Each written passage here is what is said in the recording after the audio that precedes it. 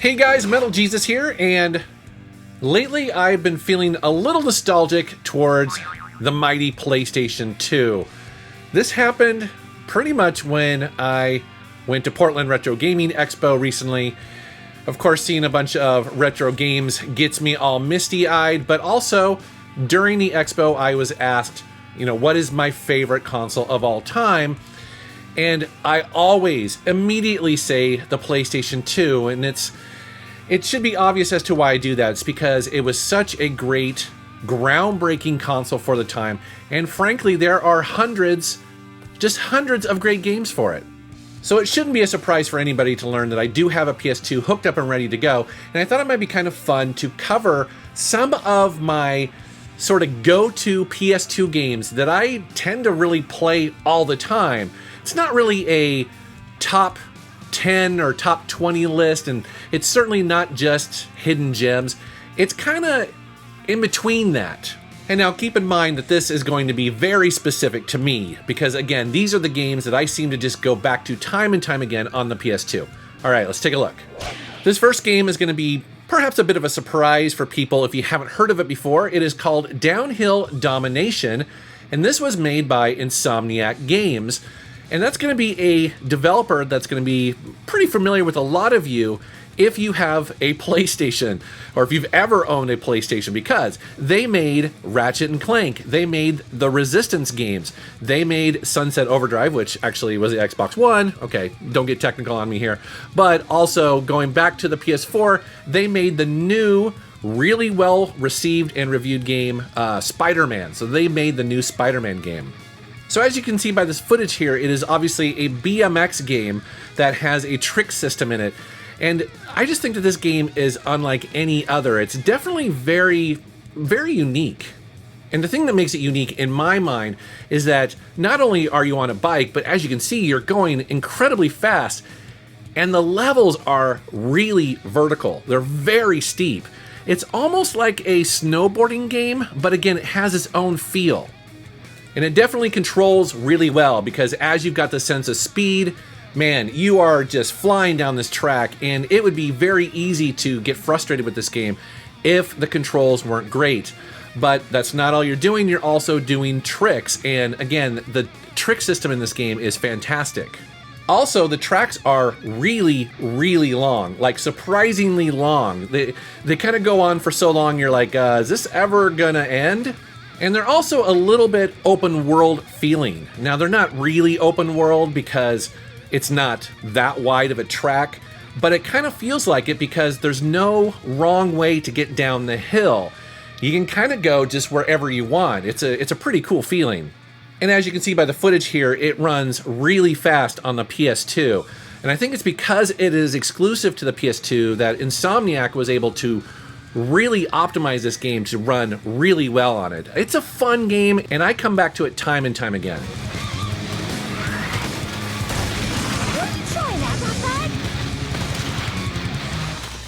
Okay, here is, oh man, I love this game so much. So this is Timesplitters II, and a lot of you are going to be familiar with this game. I think it sold very well, and as you can see here, this is just a fast-paced, old-school first-person shooter by the makers of GoldenEye. I mean, it's not the exact same developer, but it had a lot of people on that GoldenEye team come over and make the Timesplitter series.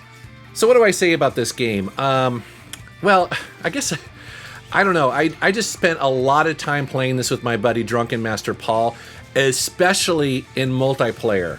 That's where this game shines. Also, I just love the speed of this game. As you can see here, it's just a really fast first-person shooter. It feels very old school that way.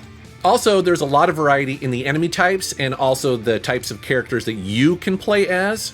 And because this is a time travel game, they are very creative with the level design. You go all sorts of fun places in this game. It doesn't make a lick of sense because in the second game, there's really not much of a story in my mind, but they use it to their advantage to just go crazy with their imagination and create some really cool levels. I do have to mention though that technically I do like the story better in the next game, Timesplitters 3, but There's something about the second game that I think is just really fun to play.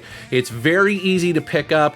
It's super fun to play with a buddy sitting on the couch, drinking some beers and yelling at each other. It's a classic. I'd love to see it remade. Here is Need for Speed Hot Pursuit 2.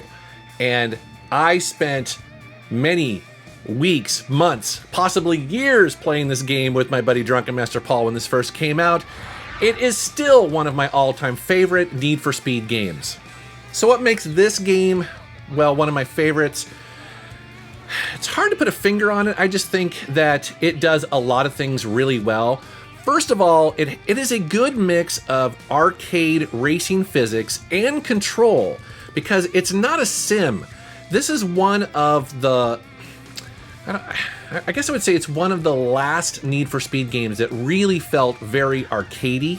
And I should probably mention here that, yes, the graphics probably don't hold up that well. They're definitely a little on the blurry side, and it's not like this game is running at, 60 frames a second. At least it doesn't feel like it. But again, coming back to the PS2 and playing these games as they were designed with the proper controller, it's just part of its charm. And this has one of my favorite effects of any Need for Speed game. I don't think they used it going forward for some reason, but as you see here, there are a couple Matrix style effects that you can trigger. And like, for instance, one of them, you can kind of, it'll stop your car, but it'll sort of like fly ahead. It sort of like moves like fire to show you, just probably like, I don't know, maybe like a quarter of a mile ahead of you. But it's really handy for seeing if there is something coming up like a police blockade, or maybe there's a cop sitting alongside the road, or maybe there's going to be a fork in the road, and it really helps you kind of plan for that stuff. And I also like the effect where it freezes time and gives you this circling 360 view of the action around your car. It's probably not the most useful one, but it is cool to see if you're trying to figure out exactly where the cop is. And like a lot of racing games, the design of the track is key to your fun. And this is no exception here. It's funny because I was capturing the footage for this, hadn't played this in a little while, and it was like just revisiting old roads from my past. It's almost like I grew up in this game. I knew where every turn was. It was just so much fun to jump into and re-explore. I do want to mention though that there was an original Xbox version of this game, but I think they got a different developer for it, because while it technically looks better, it plays and feels very different than the PS2 version. So I actually don't even really consider it when it comes time to playing this game. I always come back to this one right here on the PS2. 27-9, let's get another roadblock, Zeta. I copy 27. All right, next up, I gotta pick some RPGs because there were so many great ones that came out on the PS2. Many of them only came out on the PS2. And for me, there's something very special about the Shadow Hearts series on the PlayStation 2. Now, I believe there were 3 of these games technically released on the PS2, but I'm going to choose the second one here called Covenant, and that's just because I feel like that this is the perfect mix of all the things I like about the series in one game. Although I will say, though, that I really liked the one that after this one as well, called From the New World. And here's the thing, is that there were a lot of JRPGs released on the PlayStation 2, but these just really stand out. There's something very unique about them, not just in the visuals, because you do see these kind of anime-style characters in other games, but really it's all about that Judgment Ring. So what does this Judgment Ring do? Well, you see it here. It's this little ring that shows up after you've selected your next action, and basically it gives you something to do during the combat, which again is brilliant because it almost plays or feels like a golf game where you kind of tee up and then you have to time your hits as that little bar goes around. And you can really customize that for every character too, including you can increase the number of hit zones, you can make them a little wider, you can even just put it on auto if you don't even want to mess with this.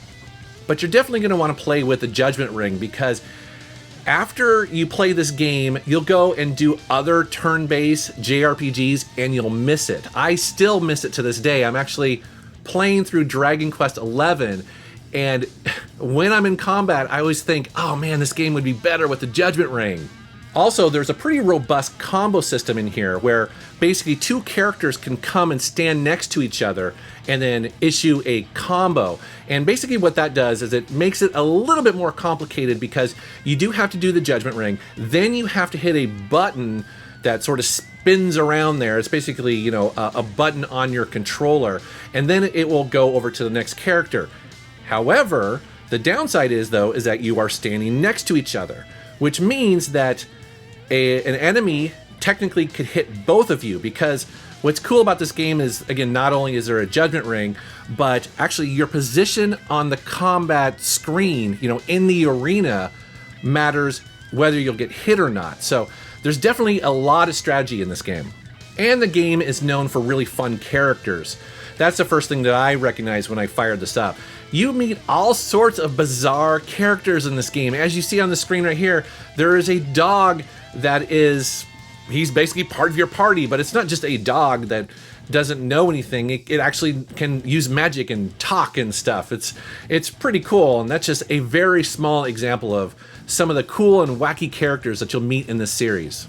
So I would say if you have a PS2 and you like Japanese RPGs, and you're looking for something just a little bit different, you could not go wrong with the Shadow Hearts series. It doesn't matter if you play the first, second, or third one, they are all really well done. Okay, here we go. Now, if you've been watching my channel for a while, you expected to see an SSX game on this list because, well, the truth is, like the title of this video says, I do play the SSX games pretty much any chance I get. It's just one of my go-to games. However, I typically talk about SSX 3. In this video, I wanted to mention, though, that SSX Tricky, the second game in the series, it's a masterpiece. So how does it compare to SSX 3, which again is another one of my all-time favorites? And again, technically I like it a little bit more than this one, but in reality, both games are very different because SSX 3, the third one, it basically turned the series into one big mountain and then broke down those different peaks into zones. And so you could technically ride from the very top of the mountain down to the bottom. Well, in SSX Tricky, it's not like that at all. Basically, this is very much more of a kind of whimsical game. It doesn't really try to be realistic in any way. I also think that SSX Tricky is a little bit more approachable in its design because it's just more colorful.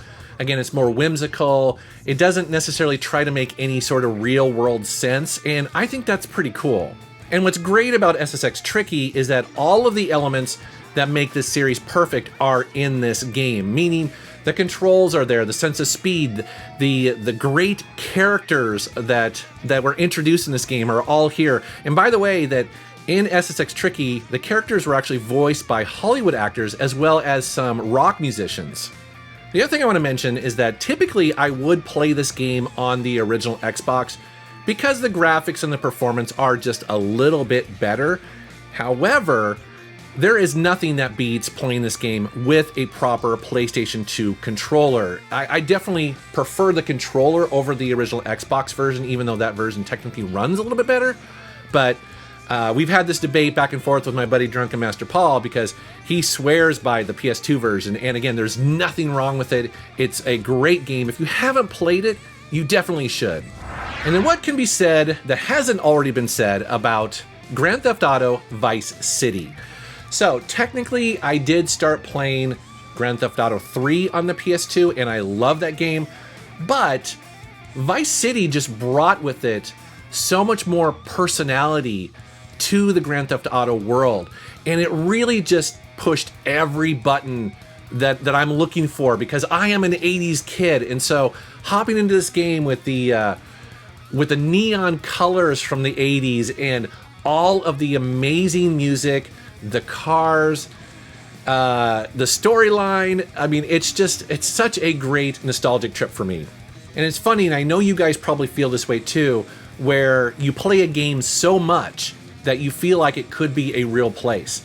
And for me, Vice City is exactly like that, because when I fire up this game, I don't care if it's been 6 months, a year, 5 years, I feel like I know where everything is around every corner. And that is such a cool feeling. I love that about the Grand Theft Auto series. I will admit that it is a little hard coming back to Vice City after you've played some of the more modern versions of Grand Theft Auto, simply because Rockstar has kind of learned how to hone and fix and optimize some of the gameplay mechanics. For instance, shooting in this game is kind of a drag. Honestly, it's not very much fun at all to target and shoot. You can certainly get by, but it definitely feels kind of old school and clunky. But I am really hoping that Rockstar one day goes back and does something with Vice City again. Either do an HD remaster or remake or something. I mean, it's such a great property. I'd love to see a new version of it. And then here's a game that, again, if you've been watching my channel for a while, you are not going to be surprised to see it on this list. And that, of course, is Splashdown Rides Gone Wild. I'll be honest with you guys, I could have filled this video just with awesome racing games on the PS2, but I do feel obligated to talk about Splashdown Rides Gone Wild yet again, simply because, again, if I'm being honest, it is a game that I do keep coming back to on the system time and time again, and it's exclusive to it. In other videos, I've definitely focused on some of the more traditional tracks in this game because they are very unique in this game, that they basically transform or change during each lap. It's one of my favorite features of this game, and if you're going to play it, that's probably why the reason you should pick it up. So once you get a bit further into the game and you're really comfortable with racing, you should definitely try some of the tracks that focus on tricks, because they have a whole new feel to them. They're very different than the sort of theme park levels that you would normally get. For instance, in this level here, I'm technically racing, but it's also really important to pull off tricks. And then you can get into freestyle, which creates this really cool and arcade-like arena that has these floating pedestals with water in them. I mean, it makes no sense, but all you're trying to do is just get as many tricks and as many combos as possible. And it's a part of the game that I think people might overlook because they might, again, just focus on the really cool races because the theme parks are so cool, but I like this just as much.